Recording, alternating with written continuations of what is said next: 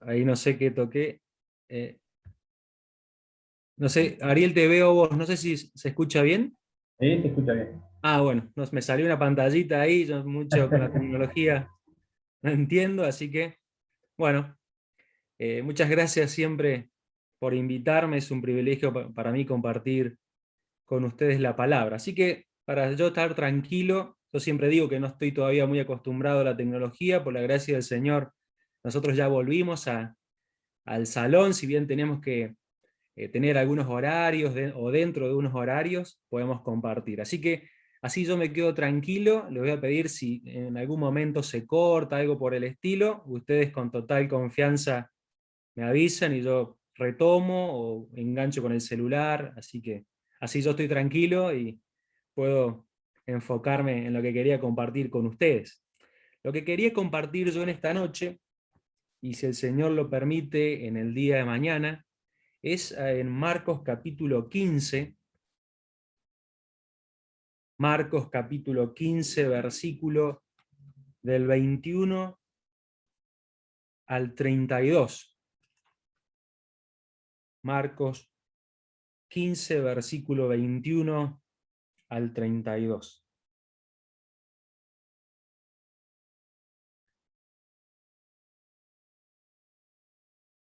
Si lo tienen todos, dice Marcos 21, y obligaron a uno que pasaba, Simón de Cirene, padre de Alejandro y de Rufo, que venía del campo, a que llevase la cruz. Y le llevaron a un lugar llamado Gólgota, que traducido es lugar de la calavera, y le dieron a beber vino mezclado con mirra, mas él no lo tomó. Cuando lo hubieron crucificado, repartieron entre sí sus vestidos, echando suerte sobre ellos para ver qué se llevaría cada uno. Era la hora tercera cuando le crucificaron, y el título escrito de su causa era El Rey de los Judíos.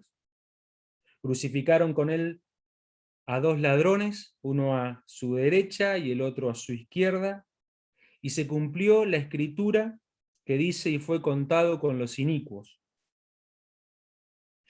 Y los que pasaban le injuriaban meneando la cabeza y diciendo: va tú que derribas el templo de Dios y en 3 días lo reedificas. Sálvate a ti mismo y desciende de la cruz. De esta manera también los principales sacerdotes, escarneciendo, se decían unos a otros con los escribas: a otros salvó, a sí mismo no se puede salvar. El Cristo, decían ellos, Rey de Israel, descienda ahora de la cruz para que veamos y creamos. También los que estaban con él le injuriaban. Hasta acá nomás la porción en esta noche.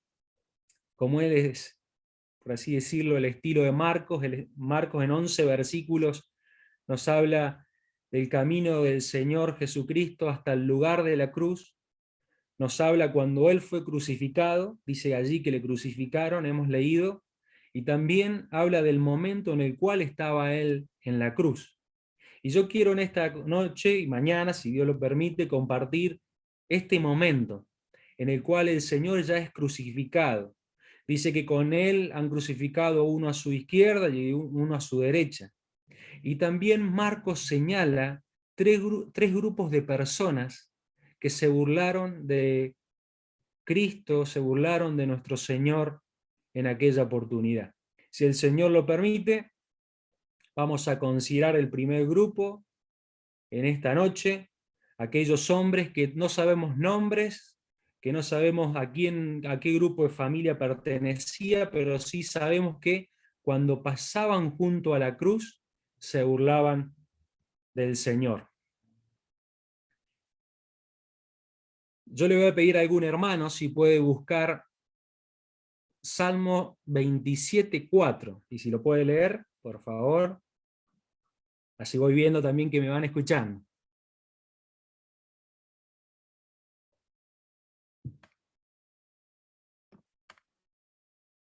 Salmo 27:4. Salmo 27:4 dice: una cosa he demandado a Jehová, esta buscaré, que esté yo en la casa de Jehová todos los días de mi vida para contemplar la hermosura de Jehová y para inquirir en su templo. Muchas gracias, Víctor. Nosotros vemos acá la petición del salmista. El salmista quería estar en la casa de Jehová, pero estando en la casa de Jehová, él quería contemplar a Jehová y quería deleitarse en su hermosura. Es lo que nosotros queremos hacer en esta noche. Hermanos, muchas veces nosotros pensamos que la cruz, que el evangelio, es para aquellas personas que necesitan asegurarse la vida eterna, aquellas personas que si no creen en Cristo se van al infierno. Y es verdad, esto es una necesidad, que las personas puedan contemplar la cruz. Nosotros, también necesitamos contemplar la cruz. Tal vez no para salvación, obviamente, aquellos que somos sus hijos no necesitamos ser nuevamente salvos, pero sí para santificación, sí para que contemplemos aquella hermosura o la hermosura de la cruz. A Cristo crucificado, decía Pablo. Hermanos, ningún creyente genuino se va a aburrir de mirar la cruz. Ningún creyente que busque o que ame a Dios puede contemplar la cruz y decir, una vez más, hablar de la cruz. Entonces, en esta noche yo quiero que observemos ese momento, el momento de la cruz. Y saben que lo que primero me llama la atención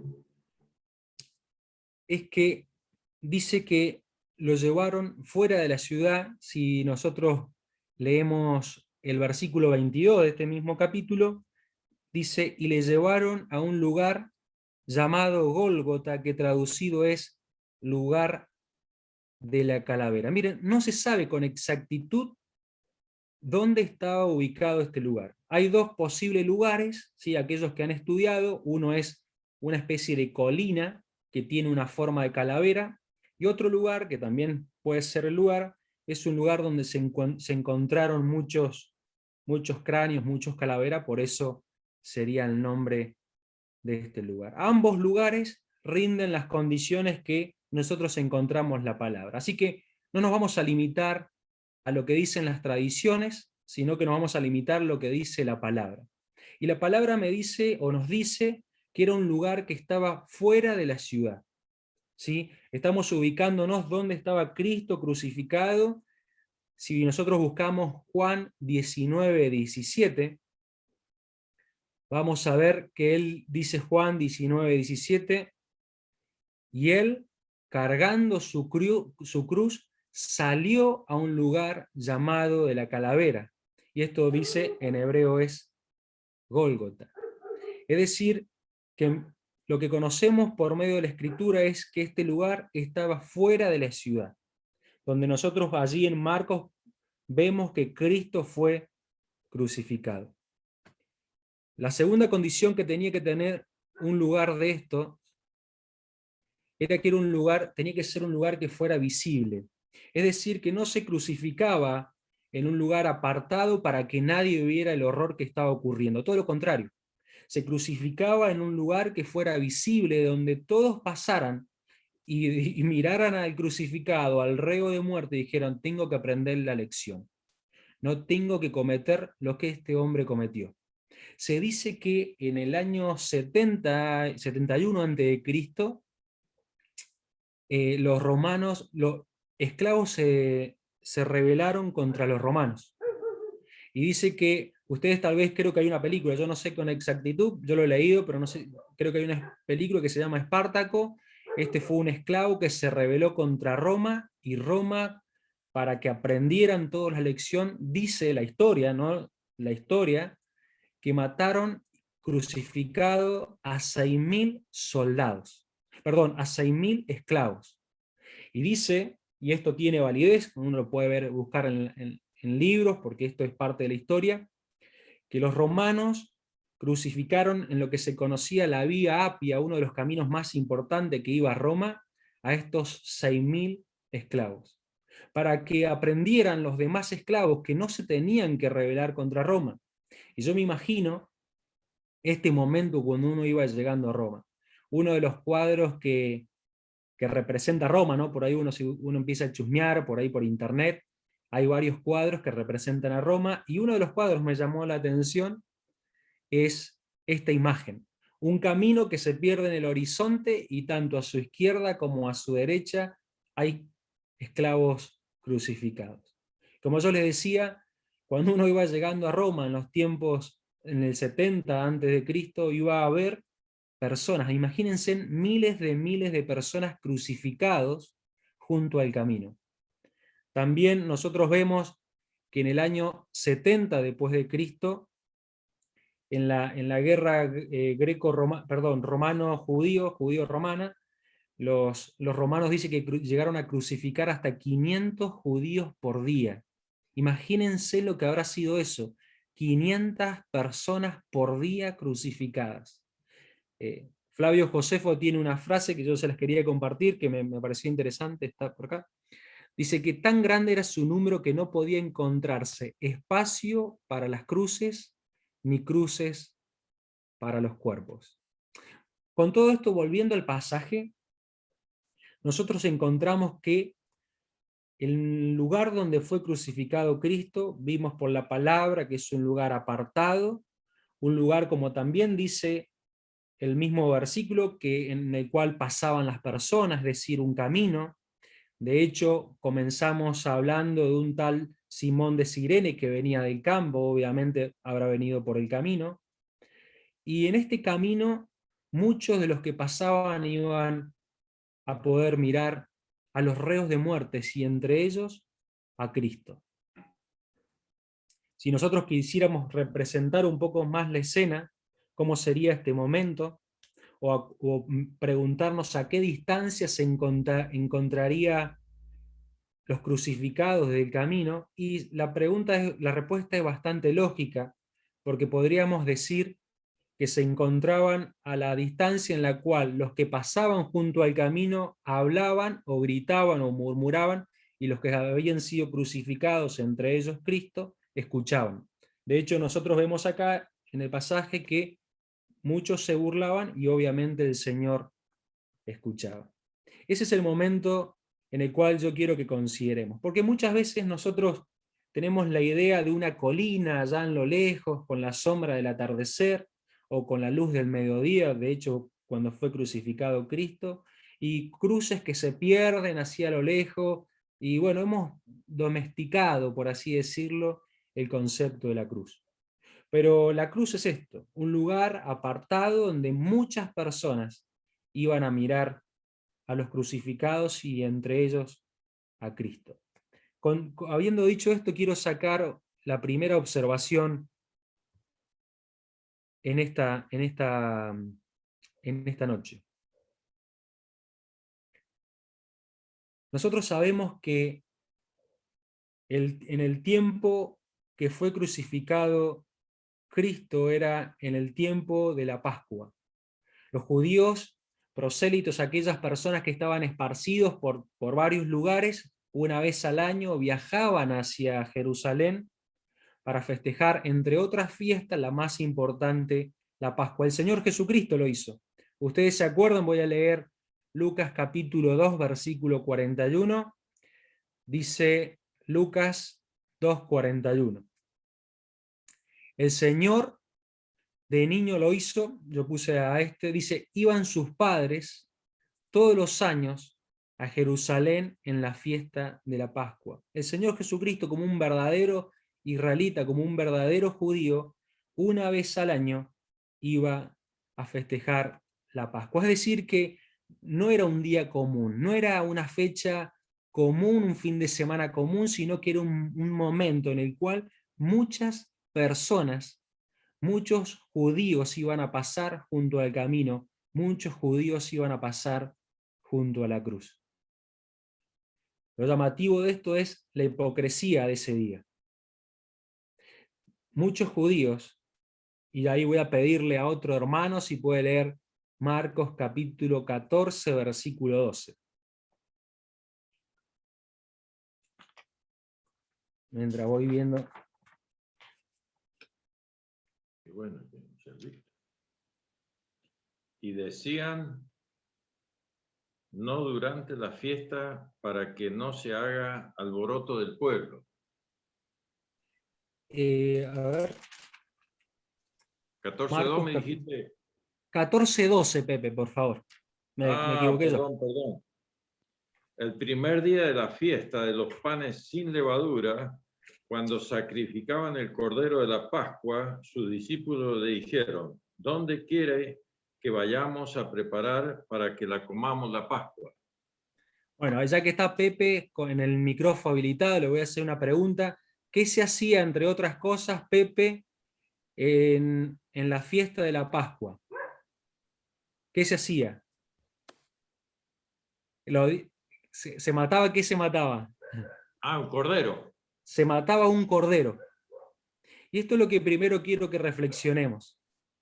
Muchos de los que caminaron junto a la cruz habían visto un cordero, habían comido un cordero, pero un cordero insuficiente, ignorando al cordero suficiente. Todos los judíos que viajaban en ese día hacia Jerusalén fueron en busca de un cordero. Vuelvo a decir, ignorando al verdadero cordero. He aquí, decía Juan el Bautista, el cordero de Dios que quita el pecado del mundo. Y pasaban a él y no lo podían ver. No me quiero quedar con lo negativo. Quiero que nosotros en esta noche consideremos lo positivo o la bendición que tenemos de considerar esto. La bendición que tienen ustedes, hermanos, y la bendición que tengo yo al mirar la cruz. Y me encanta ese himno que nosotros solemos cantar allí: sufriendo crueles dolores, veo al Cordero Cristo Jesús. Qué hermoso es, y yo les leo Primera de Pedro 1:19.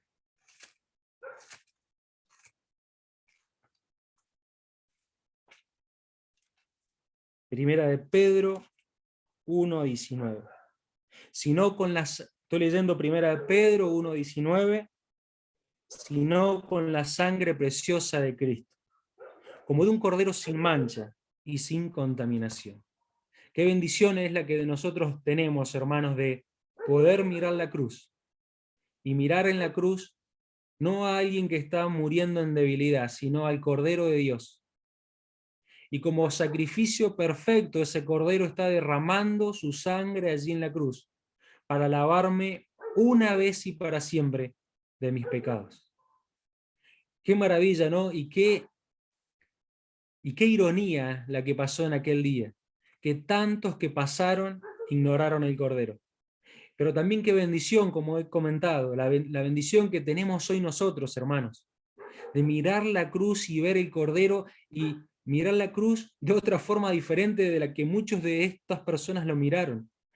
Mirar la cruz y regocijarnos, porque allí está nuestro Cordero, porque allí está el Cordero de Dios que quitó y sacó mi pecado para siempre.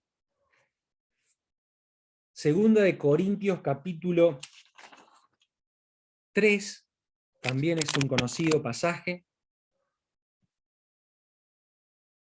que nos lleva a ver las bendiciones que tenemos como sus hijos. Segunda de Corintios capítulo 3, versículo 15, y vamos a leer hasta el 18. Y aún hasta el día de hoy, cuando se lee a Moisés, el velo está puesto sobre el corazón de ellos. Pero cuando se conviertan al Señor, el velo se quitará. Porque el Señor es el Espíritu, y donde está el Espíritu del Señor, allí hay libertad. Voy a leer nuevamente esta última oración. Y donde está el Espíritu del Señor, allí hay libertad. Por tanto, nosotros todos, mirando a cara descubierta como un espejo la gloria del Señor, somos transformados de gloria en gloria en la misma imagen como por el Espíritu del Señor. Hermanos, seguramente si ustedes han visto hoy en estos días las noticias, este es un mes para la sociedad muy especial. Ese es el mes del orgullo, ¿sí? Y a nosotros cuando vemos, ¿no? Nos da esa bronca, esa ira, nos parecemos a Juan, que queremos que caiga fuego del cielo muchas veces y consuma a todos, ¿no? Pero y vemos a las personas que se sienten orgullosas de ser de lo que quieren ser. Y si alguno quiere ser, no sé, lo que a ustedes se le puede ocurrir, esa persona se tiene que sentir orgullosa. Bueno, muchas veces tenemos que mirarlo de esta manera, no pasando por alto, obviamente, el pecado, pero sí mirándolo desde la bendición que tenemos nosotros. Estas personas hoy sienten esto, pero porque tienen un velo delante de su corazón.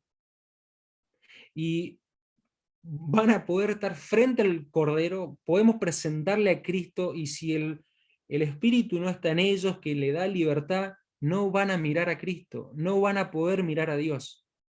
Hermanos, en esta noche qué bendición que tenemos los hijos de Dios.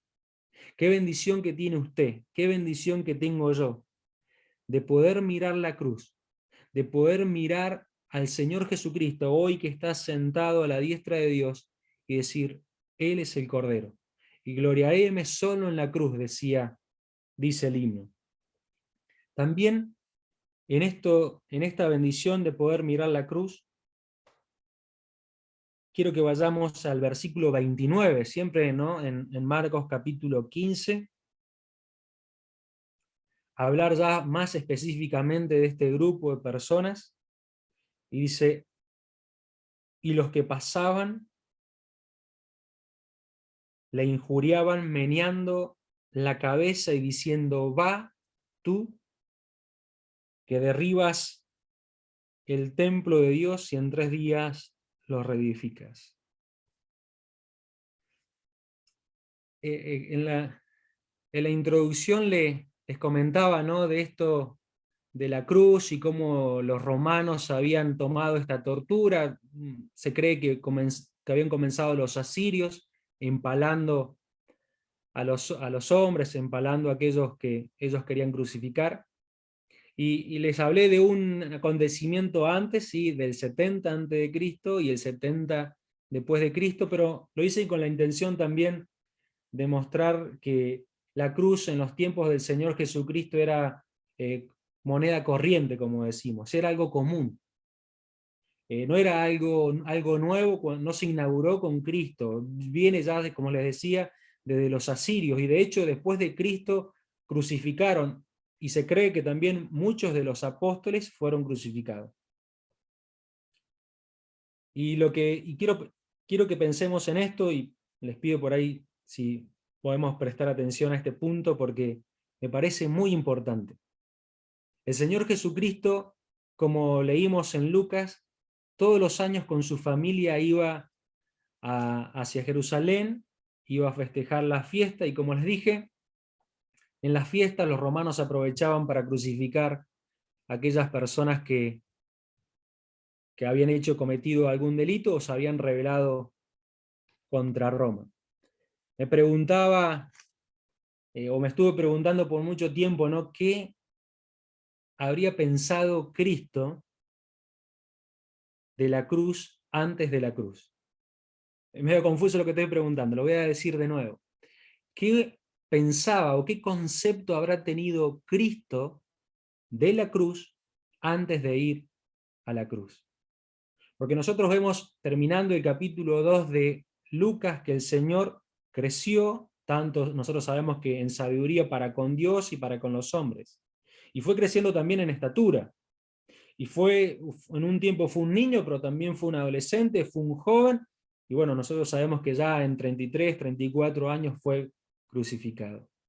Nosotros no podemos ignorar, hermanos, la humanidad de Cristo. Una humanidad perfecta, sí, seguramente una humanidad perfecta, pero una humanidad en la cual Él vivió en Jerusalén, en Galilea, y fue hacia Jerusalén. ¿Qué digo con esto? El Señor, justo comentándole a un hermano, hablando de la humanidad de Cristo, Él me dijo, bueno, el Señor Jesucristo vivió como un auténtico israelita. Él fue circuncidado el 8º día, él iba una vez al año a Jerusalén y vivió como un auténtico israelita, porque de hecho era judío.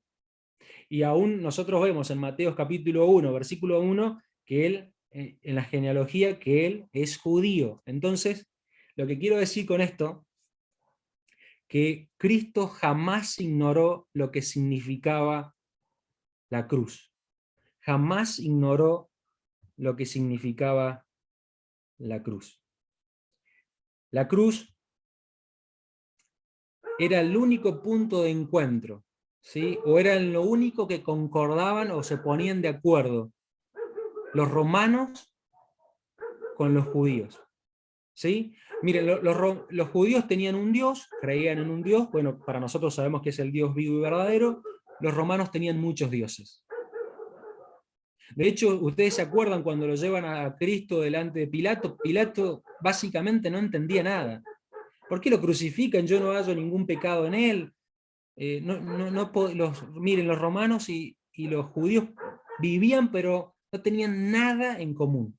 Solamente una cosa: la cruz. Para los romanos, la cruz significaba: si te portás o te rebelás contra Roma, te va a pasar esto.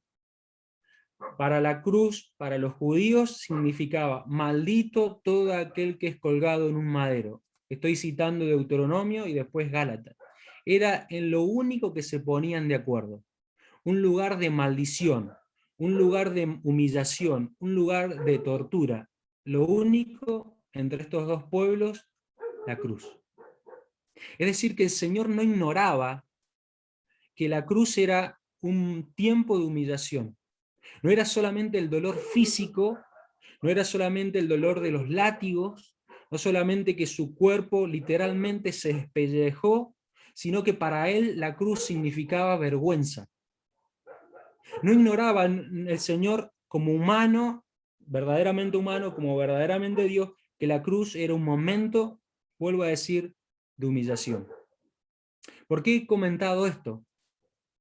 Porque podríamos pensar, por algunos momentos, bueno, a ver, está bien, como hemos visto en el relato de tanto de Marco como los demás evangelistas, que el Señor es azotado, es escupido en primer lugar, es bofeteado, es azotado y, como dijimos, literalmente su espalda se despellejaba, es llevado a una cruz, está en una cruz, está agonizando el sufrimiento de lo que significa la cruz. Pablo no ignora esto, ¿se acuerdan en Filipenses? Hasta la muerte y muerte de cruz.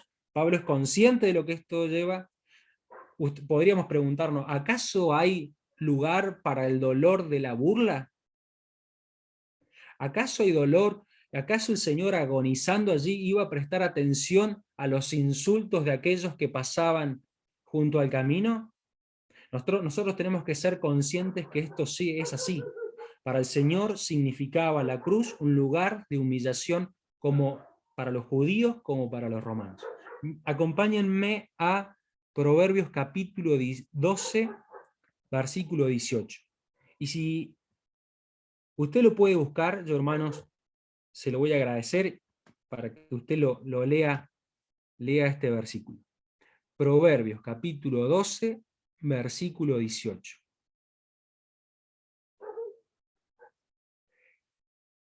Si lo tienen,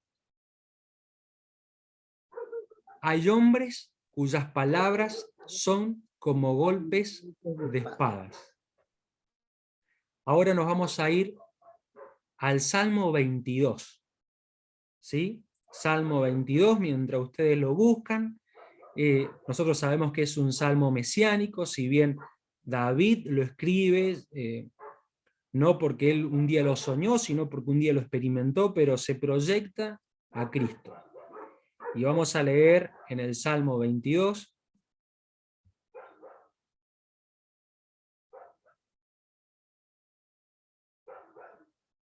Si ustedes lo tienen, Salmo 22, vamos a leer a partir del versículo 11 al 3. No te alejes de mí, porque la angustia está cerca, porque no hay quien me ayude. Me han rodeado muchos toros, fuertes toros de Basán me han cercado. Mire lo que dice a partir de ahora. Abrieron sobre mí su boca, como un león rapaz y rugiente. Versículo 20. Libra de la espada mi alma, del poder del perro mi vida. Versículo 20. Ya no son los látigos sobre su espalda, sino que las palabras de los que pasan allá es como que si pudiéramos usar esta frase, son látigos a su alma. Son palabras que penetran hasta lo profundo del corazón. Son palabras que el Señor no puede ignorar.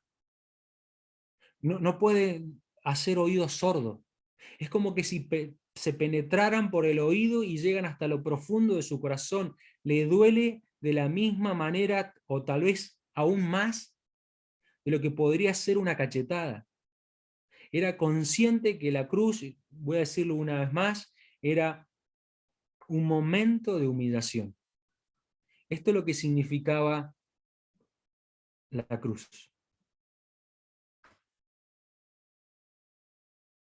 Ahora, tenemos que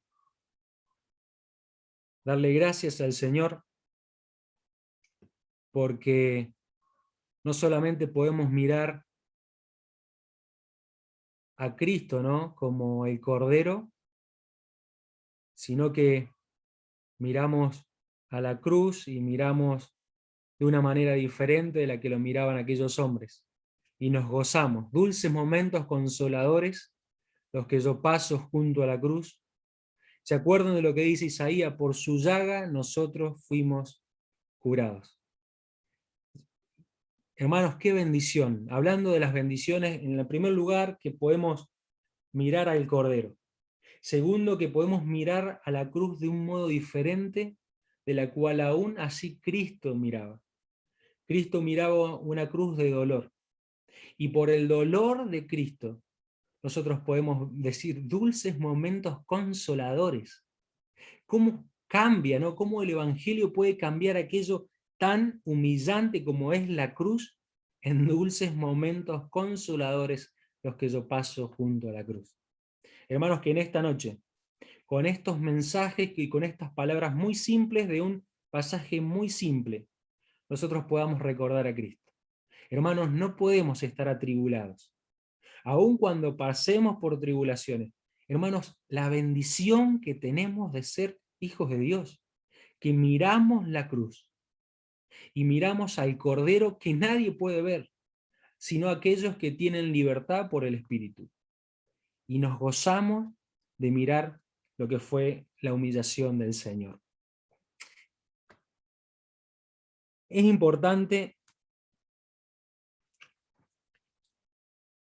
allí cuando nosotros encontramos en este versículo la palabrita va, ¿no? Hemos leído en el versículo 29, va tú que derribas el templo de Dios.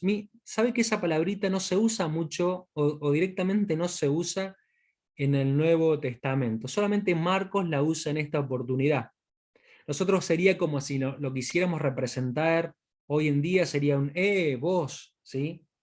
Y dice que esta es una palabrita en la cual se usa desde un punto de regocijo por una victoria que ya se piensa o se cree que va a suceder. Lo voy a explicar de otra manera. Saben que estudiando este versículo, la mayoría de los comentaristas llegan al mismo ejemplo para explicarlo.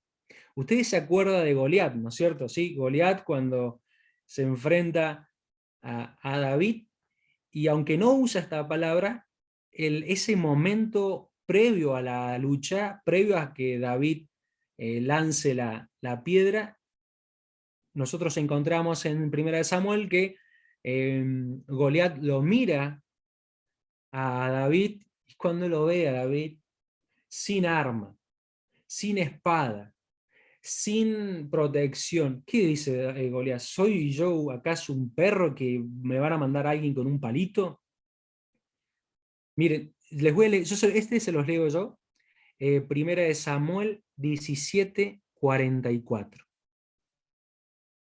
Ya presumiendo Goliat que tenía todo ganado, le dice, ven a mí y te daré tu carne a las aves del cielo y a las bestias del campo. Este es el mismo sentido que tiene Esteban. Es que aquellos que pasaban miraban a Cristo y decían, este que tanto escuchamos, que tanto habló, mira cómo está.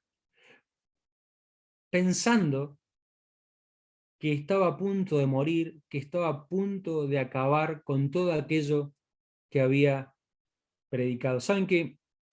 Algo que anoté y por ahí puede llevarnos a reflexionar. Mientras ellos veían en Cristo un fin en debilidad, Él en debilidad estaba triunfando sobre la cruz. La victoria que ellos esperaban era que con poder se bajara, mientras que la victoria estaba en cargar con nuestros pecados. Veían a Jesús sujeto por clavos a una cruz. ¿Acaso Él que sostiene todas las cosas no podía descender? Lo que los sostenía a una cruz era en primer lugar la voluntad al Padre, pero también lo que los sostenía en la cruz era el amor hacia nosotros. No eran los clavos que sostenía al Señor Jesús a la cruz, aquel que podía llamar legiones de ángeles y hacer totalmente un desastre.